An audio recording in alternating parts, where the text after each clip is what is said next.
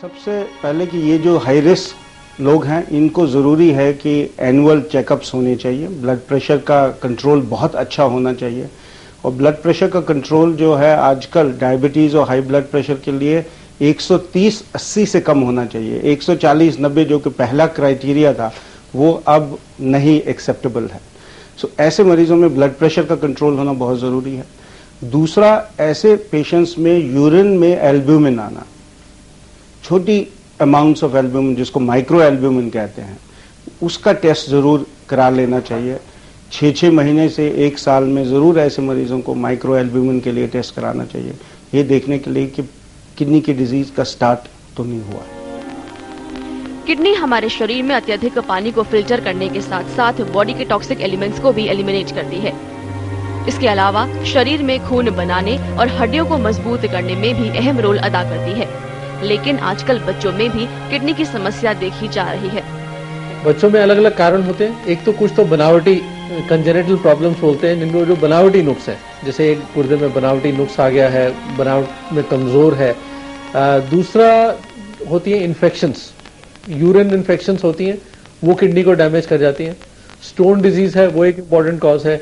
और तीसरा होती है ग्लोमेरुलोनेफ्राइटिस, एक बहुत बड़ा ग्रुप है जो शुरुआती तौर पे तो कई बार साइलेंट भी होती है, लेकिन कई बार वो बच्चा जैसे बड़ा होता है तो जाके गुर्दे की बीमारी, किडनी फेलियर तब होता है। लेकिन अगर हम इसको शुरुआत में ही पकड़ लें तो इसका उपचार हो जाएगा। और किडनी की कई डिजीजेज ऐसी होती है जिनका हम उपचार क्योर नहीं कर सकते, लेकिन एटलीस्ट किडनी की लाइफ बढ़ा सकते हैं। तो इसलिए उसका डायग्नोसिस अच्छा हो जाता है और ट्रीटमेंट भी बेटर रहता है। किडनी सही ढंग से काम करे, इसके लिए खानपान और कसरत पर ध्यान देने की जरूरत है।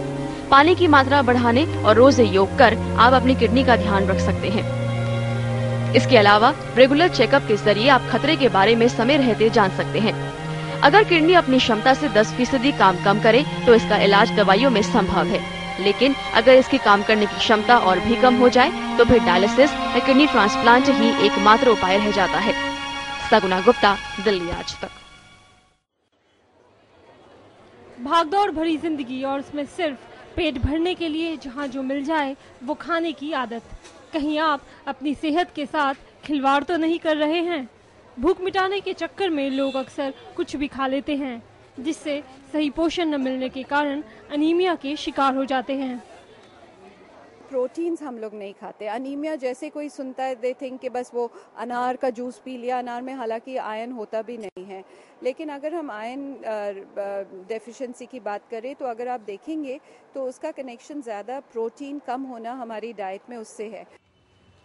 फास्ट फूड और कोल्ड ड्रिंक्स के बढ़ते क्रेज के कारण हम दाल, सब्जी, रोटी को भूलते जा रहे हैं, जिससे हमारे शरीर में फैट्स तो जमा हो जाते हैं लेकिन प्रोटीन्स और विटामिन की कमी हो जाती है। बढ़ते बच्चे हों या जवान, अगर आप भोजन में हरी सब्जियां, रोटी, दाल, सलाद नहीं लेते तो समझिए कि आपके शरीर को सही पोषण नहीं मिल रहा है। बहुत साधारण भाषा में रोटी, दाल, सब्जी, दही, ये इकट्ठा खाने से एक संतुलित आहार बनता है। तो यही चीज़ हमने रिपीट करनी है।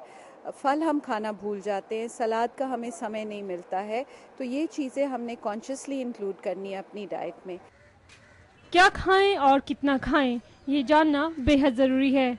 एक बैलेंस डाइट में उचित मात्रा में vitamins, proteins, minerals, fats, carbohydrates और फाइबर्स होने चाहिए। Healthy food and healthy diet is what we are missing at this point of time. In our young age, especially, junk food has come up. So we need to look at the more healthier outlets, especially like you got oatmeals out here which are never in the breakfast. सही समय पर पौष्टिक आहार लेने से जहां आप सेहतमंद बने रहेंगे, वहीं तनाव से भी बचे रहेंगे। याद रखिए, जान है तो जहान है।